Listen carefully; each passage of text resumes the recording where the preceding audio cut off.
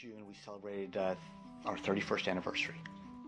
Beneath the crusty exterior of this old Marine colonel lies the heart of a hopeless romantic when it comes to my wife. She's the most amazing woman on or off the planet. And to show my love for her, I suggested that we have our wedding in a Scottish castle, and so we did. And in good Marine Corps fashion, we decided to have a piper at the wedding ceremonies. And then we wisely decided that the piper was the only one that had the legs to wear a kilt at the wedding.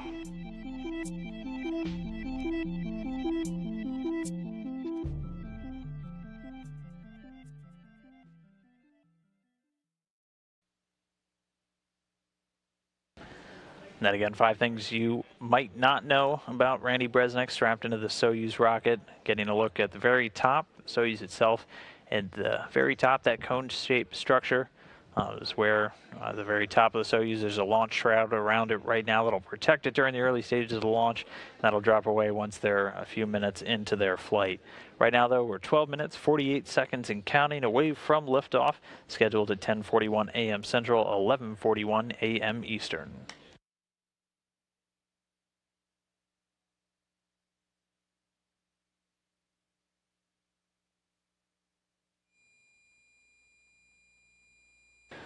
So a group of NASA representatives are there in Baikonur, just a short distance away from the launch pad. For an update on all the activities, why don't we go now to NASA Public Affairs Officer Rob Navius. Dan, if you like hot weather, you've got it. A typical midsummer night's dry heat here in the Central Asian desert as we prepare for the launch of this multinational crew to bring the space station back to its normal complement of 6 crew members. On hand for tonight's launch, having traveled all the way from Washington, is NASA's acting administrator, Robert Lightfoot, along with Bill Gerstenmaier, the Associate Administrator for Human Exploration. Space Station Program Manager Kirk Shireman is here as well, and there is a large delegation of European Space Agency and Italian Space Agency officials. It'll be a long night for this large group in attendance. We'll head back into the town of Baikonur after launch, monitor the next 6 hours of the Soyuz's transit to the station, then gather in a town hall in Baikonur for docking and what has become the traditional ceremony for hatch opening and greetings from VIPs and family members.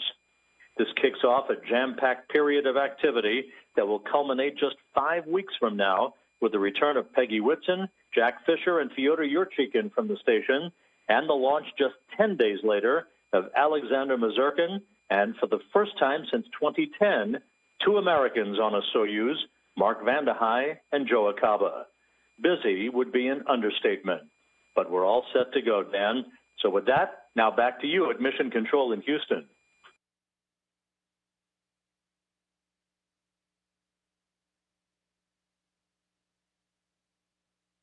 And that again, NASA Public Affairs Officer Rob Navius there with the contingent, watching from just a little under a mile away from a viewing stand with friends, family, and other program guests out there at the Baikonur Cosmodrome in Kazakhstan.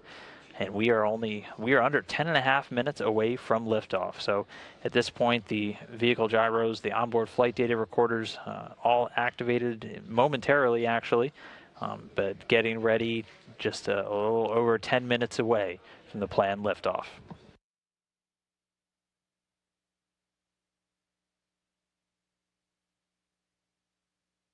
And as the clock counts down to the launch of the Soyuz MS-05 crew to the space station, let's take a moment now to learn a little bit more about Randy Bresnik and his road to becoming an astronaut.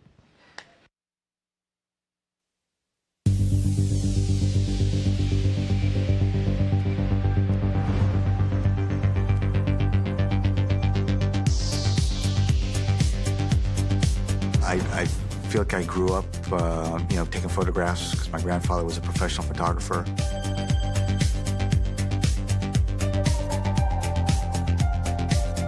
He got called onto the job. She ended up striking a rapport with him, and because he wasn't the established or pushy, whatever photographer, which she was around more often than not, she selected him to be her personal photographer in the time leading up to her around-the-world flight.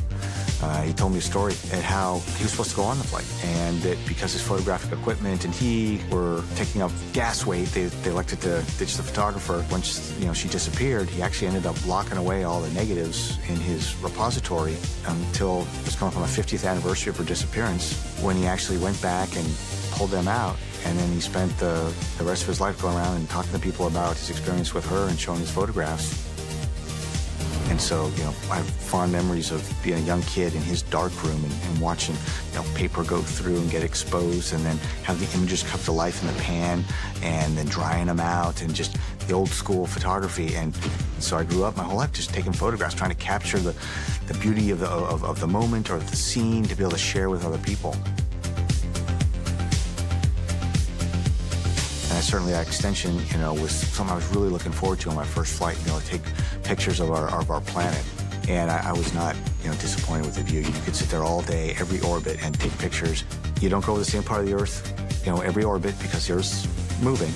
And by the next time you come over that same piece of the Earth, guess what? The weather's changed, or it's nighttime. And now it's a completely different place. And so every orbit was different, every place was different, and it never, ever got old. And that's the reason why I'm really looking forward to the long-duration mission, the opportunity to be able to have more time to look at our beautiful planet, try and capture those images that I can share with people that have put me in that position to do that.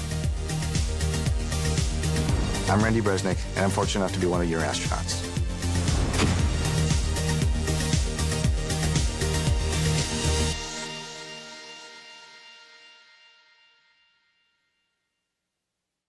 And again, this is Randy Bresnik's second time flying into space. He's going to be doing his best to share it with all of us back down here on Earth. So be sure to follow him on social media. He'll be active on Twitter, Instagram, and Facebook. And you can find him at AstroComrade. He'll be taking quite a few photos of the Earth, hopefully matching them up with photos he's taken, himself an avid photographer of locations while down here on the ground.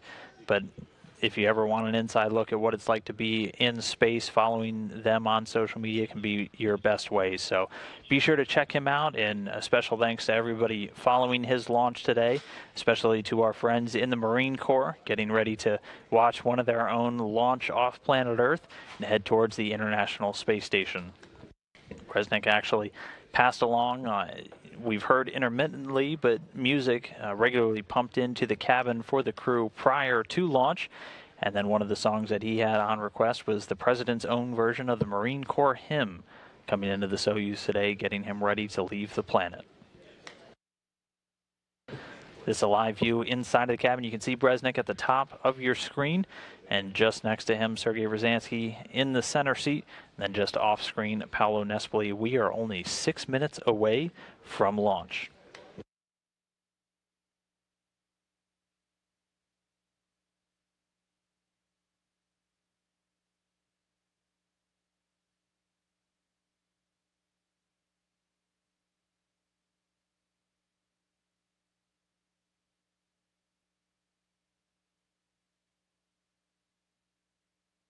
So the crew reporting everything ready for launch, feeling good on board. At this point, the launch key has been inserted in the launch bunker, and it is a real key that they use, and that's used to transition the launch sequence into automatic mode. And we should be hearing reports, the range clear, the Soyuz rocket ready to begin its journey, 5 minutes, 20 seconds away from launch.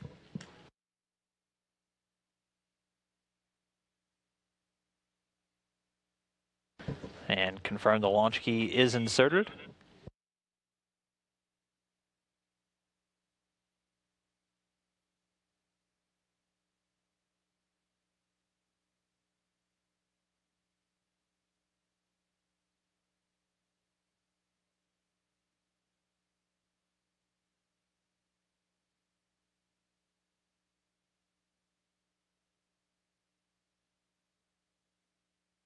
And again, for the crew, this is going to be a little under a 9-minute ride into orbit.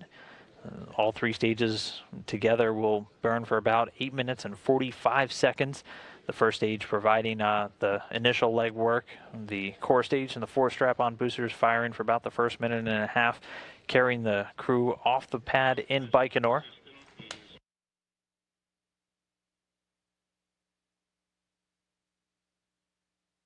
So at this point, we're about 4 minutes and 15 seconds away from launch. Once the engines fire, you'll see that'll happen a few seconds before the liftoff, and they'll actually begin building up their thrust until they eventually overwhelm the counterweights holding the rocket in place. They're the four arms at the bottom portion of the rocket. Just above in this view, you can see two other arms currently connected. Those are umbilicals.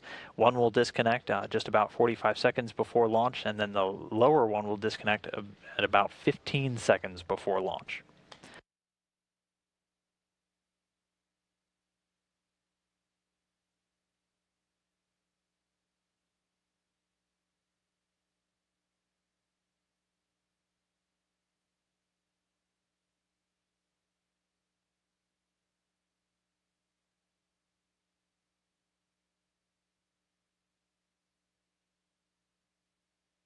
Oxidizer and fuel drain and safety valves of launch vehicle are closed. Ground filling of oxidizer and nitrogen to the vehicle is terminated.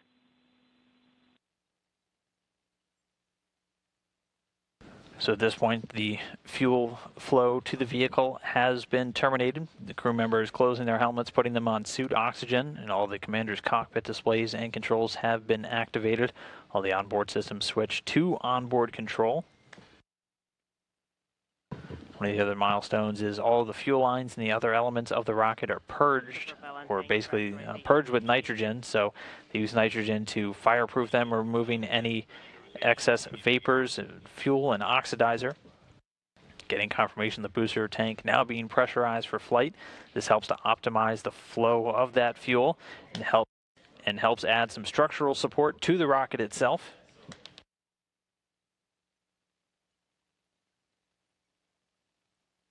And we are 2 minutes, 15 seconds away from launch.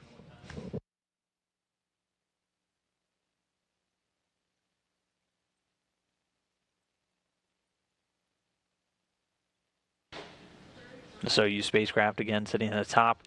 The Soyuz FG booster inside of that launch shroud, the launch escape tower on the very top.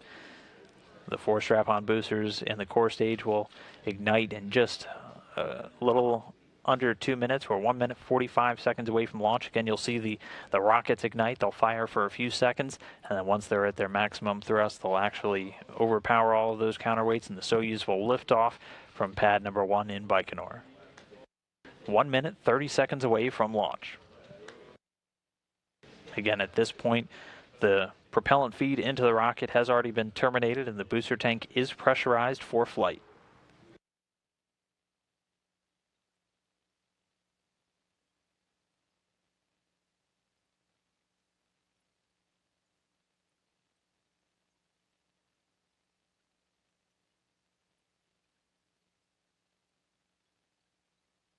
And we are 1 minute and counting.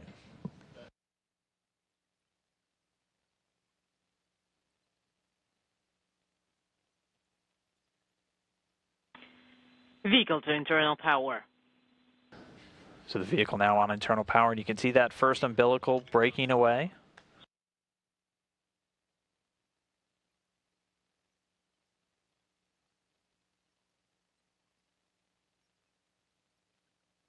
And then when we see the second umbilical depart, you'll know it's 15 seconds away from the liftoff.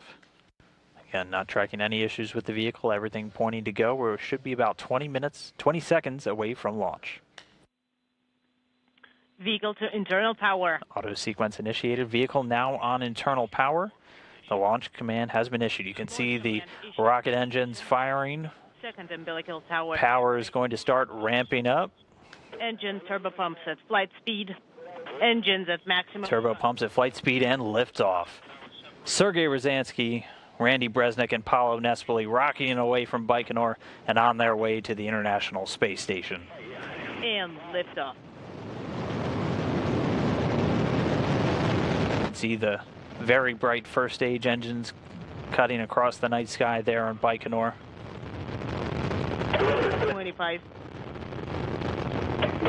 20 seconds into flight. All systems are getting reports, everything running nominally or normally for the first stage, so getting good first stage performance so far.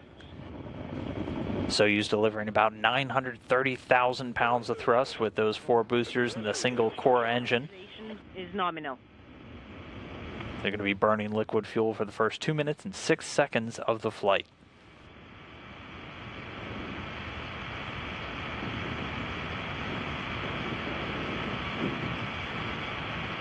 Already past 1 minute since liftoff.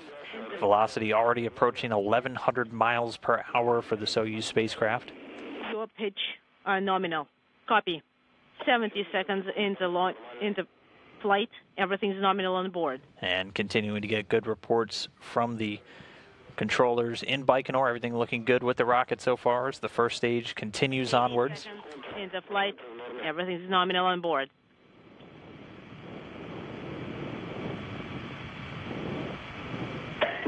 seconds. 90 seconds into flight. Stage 1 and 2 thrusters are working nominally.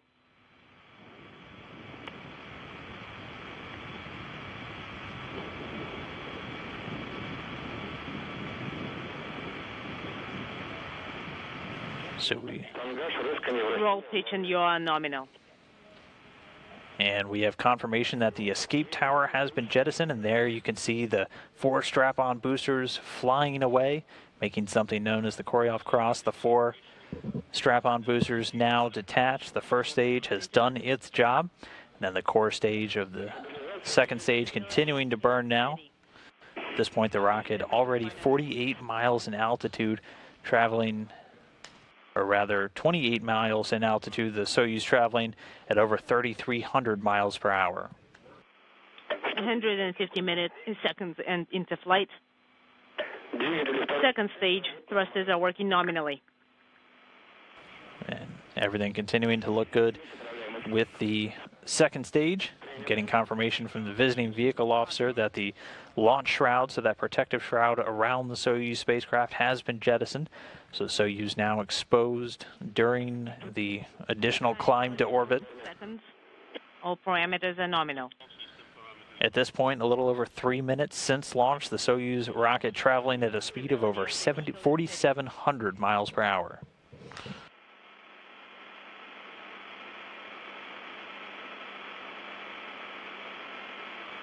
For those just tuning in, we had a successful launch. Those lights you see coming back down are the strap-on boosters and the escape tower that detached from the rocket following a successful flight. Second stage, the core stage, continuing to perform as expected. That core stage, 56 feet in length, 13.5 feet in diameter. And it has a single engine with 4 different fuel chambers, and that provides between 178,000 and 222,000 pounds of thrust, depending on the altitude. And it's going to continue firing for about 3 minutes and 28 seconds of operation. And it burns until the 4-minute, 43-second mark. And then the Soyuz will use, again, what's known as a hot stage technique. So the third stage will actually ignite while the second is still burning. Thrusters are working nominally. A view inside the cabin, you can see things going very well for the rocket. The crew, Paolo Nespoli here in the center of the screen, Sergei Ryazanskiy in the bottom right corner of your screen. And then getting some animations now from Roscosmos, the Russian Federal Space Agency. Again, at this point, the vehicle still being controlled by the blockhouse, the control center in Baikonur. And then following separation from the third stage, control of the Soyuz spacecraft will get handed over to the Russian Mission Control just outside of Moscow. And we should be coming up on the third stage. And we've heard confirmation that the second stage has separated. So that core stage separating at an altitude of about 105 statute miles. The third stage now continuing the Soyuz climb into orbit. Getting away from Paolo Nespoli, he's in the right seat. And then Randy Brezhnev at the top of your screen. Sergei Ryazanskiy in the middle. 10 seconds into flight. Stability. Everything continuing to look good with the Soyuz rocket. Being propelled by that single engine of the third stage, provides about 67,000 pounds of thrust and is going to burn for 4 minutes and 2 seconds. So this is the final part of the climb into orbit. The first and second stages doing their job and dropping away. Thrusters are working. The third stage now going to continue. Again, this will burn until about 8 minutes, 45 seconds following the liftoff. And right now we're at 5 minutes and 50 seconds, so just a couple of more minutes to go. 350. And then we'll see the Soyuz spacecraft separate from the third stage, and it will be in orbit and on its way to the International Space Station. Roll, pitch, and yaw are all nominal.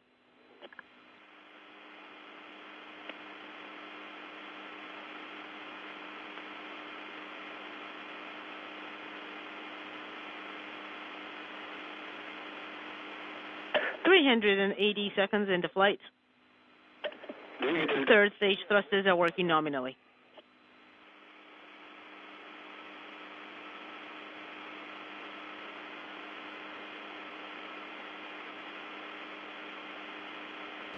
Six minutes, 40 seconds since liftoff, so about 2 minutes of burning for this third stage engine. Again, just the single core stage at this point. The vehicle and everything's fine on board. is, again, just about 2 minutes left. By the time the third stage cuts off, it'll be in an altitude of 125 statute miles over the Earth. And it'll deliver the Soyuz into orbit, and then it'll be able to deploy the solar arrays and all the various antennas it'll need for the flight up to the International Space Station. But so far, everything going very well so far today. The team's not tracking any issues with the vehicle. The first and second stage performing flawlessly, actually giving us some pretty great views in the night sky over Kazakhstan as the first and second stages dropped away.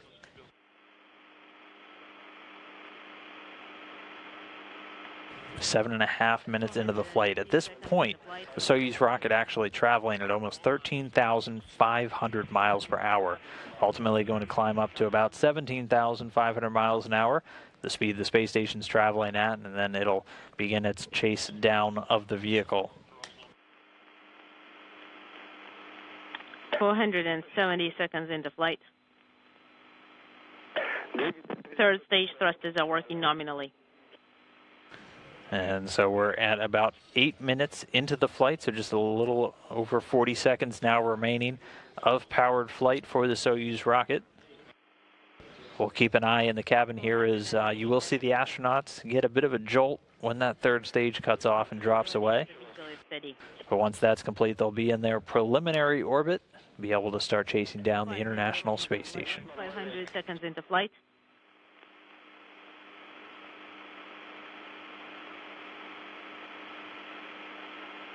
Five 110 seconds into flight.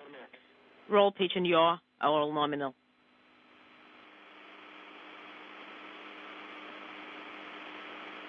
Parameters are nominal as well.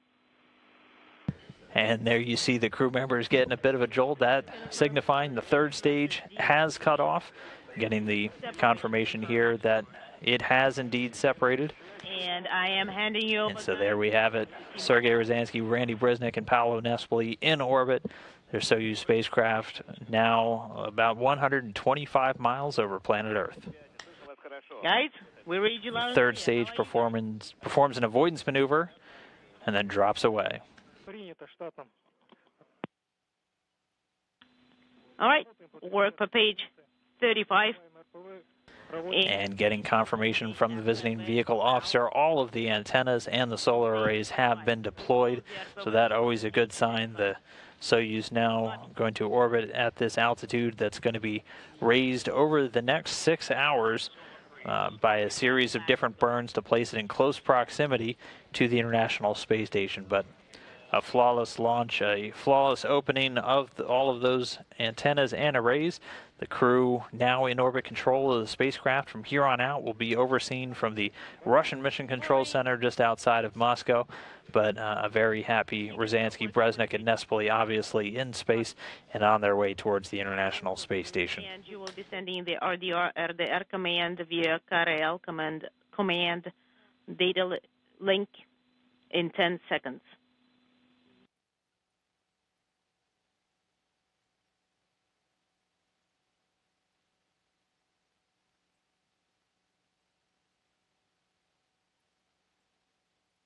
Dynamic mode enabled. Copy. Dynamic mode enabled.